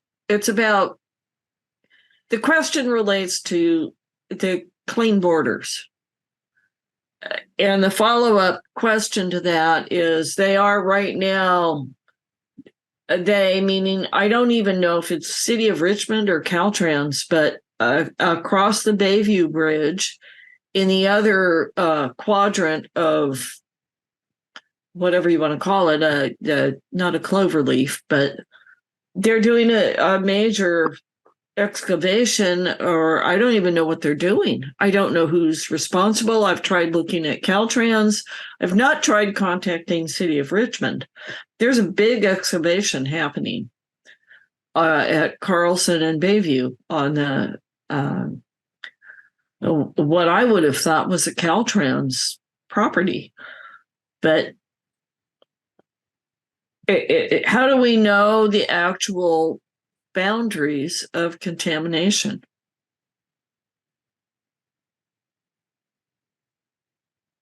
Okay, that's a couple questions. So how do we know the boundaries? One of the questions, that's basically what Eric was asking. And yes. we mentioned the background study. So yes. I think it would behoove all of us to withhold that sort of conclusion without the background study results in hand. So that's my first answer. The second is about whether DTSC as a government agency can unilaterally enter someone's property to test their property, or to force someone's property to be tested. And there are legal authorities, to issue a warrant to enter a property. But that's not, there has to be evidence of some legal issue beyond just a concern. I understand that. Yeah. I think and I'm sorry, I'm stumbling over the words, but if you look at the extent of the landfill, and I don't remember which one is the slide where it was the best historical view of it, but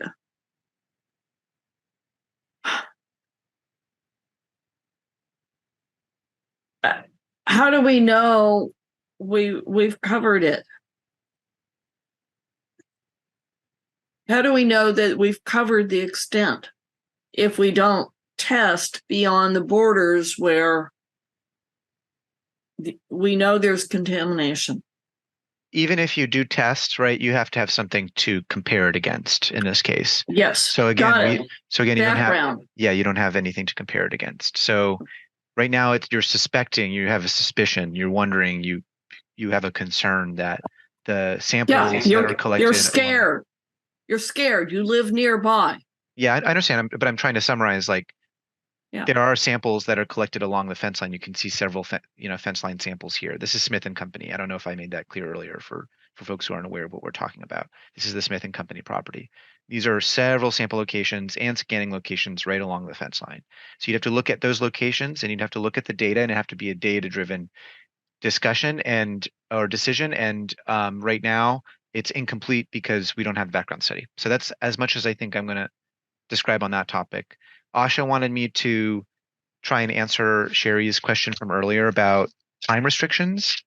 And so this site does not have, generally I expect this site to have similar restrictions as would be placed as are placed at the Zeneca site in terms of when work can happen during the year and disturbance to, the Ridgeways rail.